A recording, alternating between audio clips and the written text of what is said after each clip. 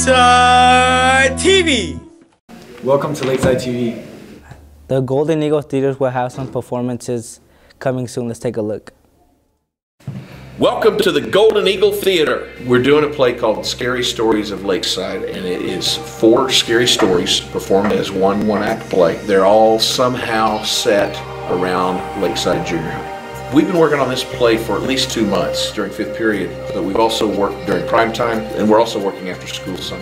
On Friday night, November 16th, we'll be performing for an invited audience of parents because we're going to be having our Junior Thespian Society induction ceremony.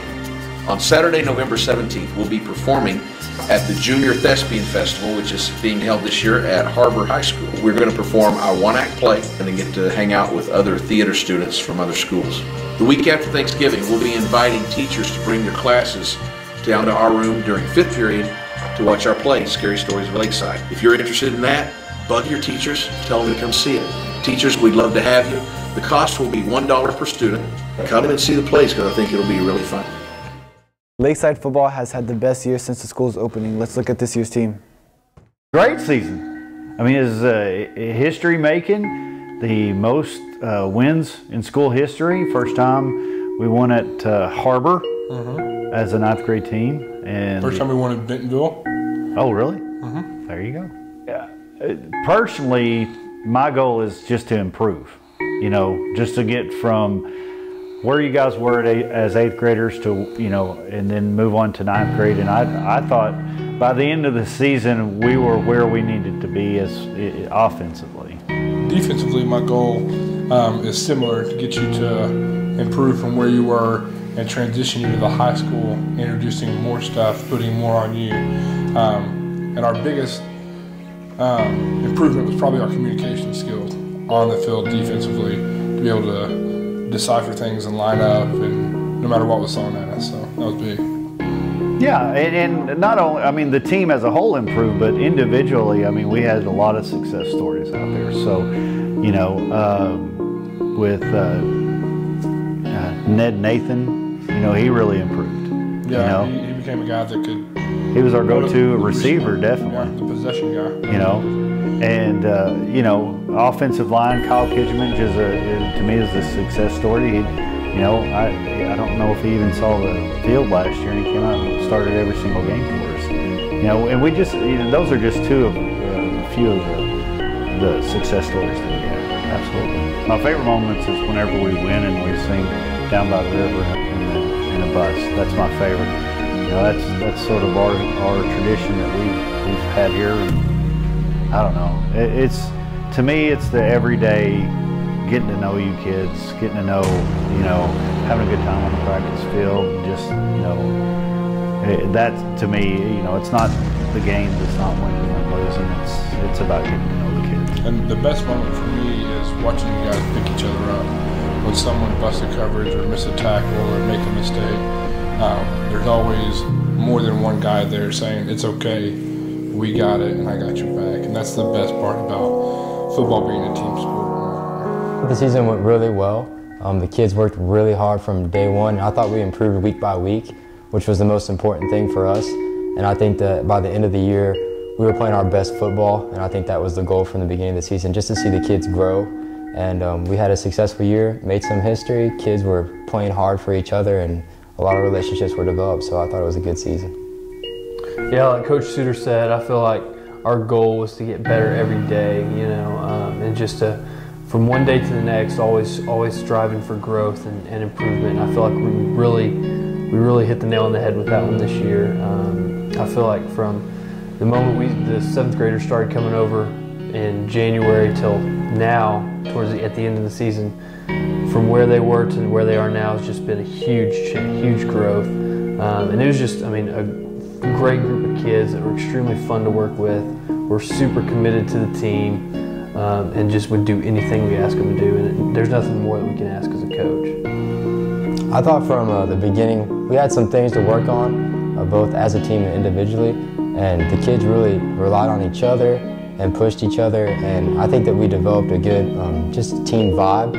You know, we really worked hard, and by the end of the year, the kids if something was going wrong in the game or we didn't start like we were supposed to, they would rely on each other instead of kind of separating. And I think that we grew as a team by doing that throughout the season. And then individually we had a lot of success stories and guys just playing their position a lot better at the end of the year than they were at the beginning. Yeah, I think as the year went on, the more we'd watch film, the more we would just challenge kids to improve.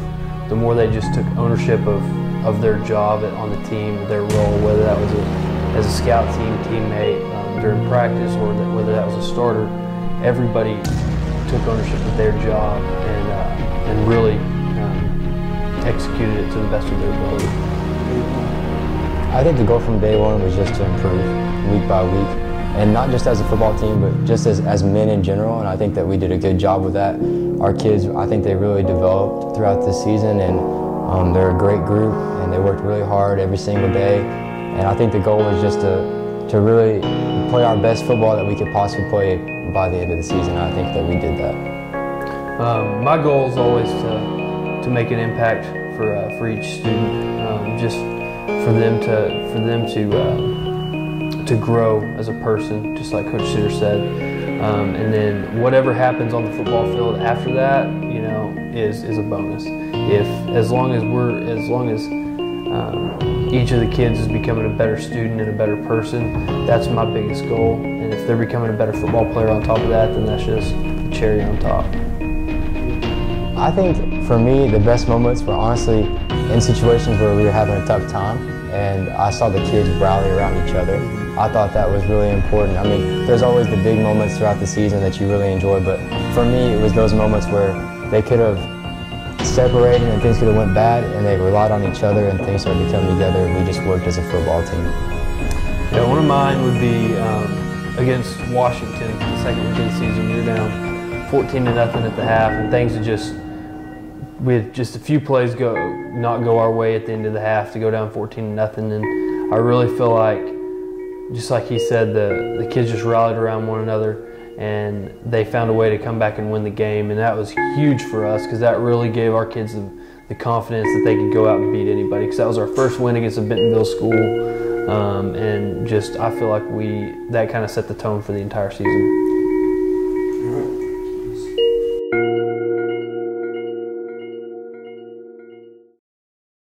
Here are today's announcements. Springdale High School Academies will be making presentations to all 9th graders tomorrow morning. At the same time, the 8th graders will take the Arkansas Prevention Survey. On that day, there will be no homeroom. 9th graders, you will not go get Chromebooks. You'll just go straight to first period. You'll stay with your group in first period and rotate with that group throughout all the different presentations in the morning. At the end of third period, it will all be over and you will be released to go get your Chromebooks before going to fourth period or to lunch.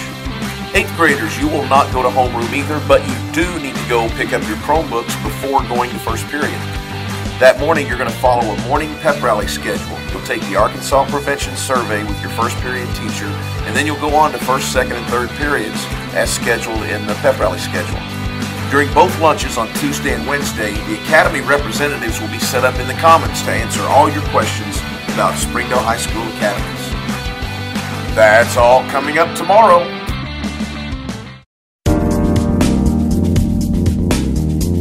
Basketball season starts tonight. The tournament in Siloam Springs. The girls play Huntsville at 6:30.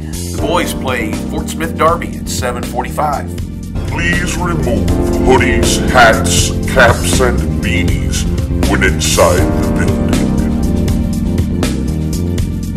Put your money in the jar during homeroom to help FCCLA raise money for Arkansas Children's Hospital and get yourself a donut party. Tomorrow is the last day to donate.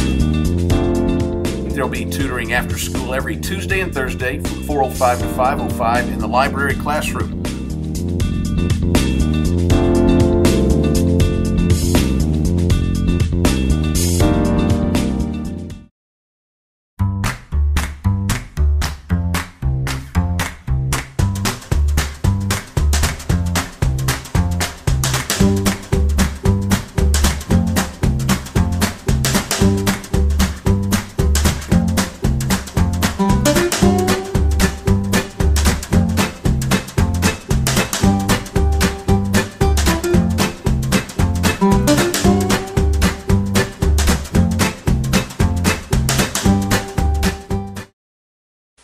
Happy birthday. Happy birthday, Julian Rivera. Happy birthday, Lynn Ramirez. Happy birthday, Luis Rodriguez. Happy birthday, Emmanuel Ortiz. Happy birthday, Alan Barrett. Happy birthday to you.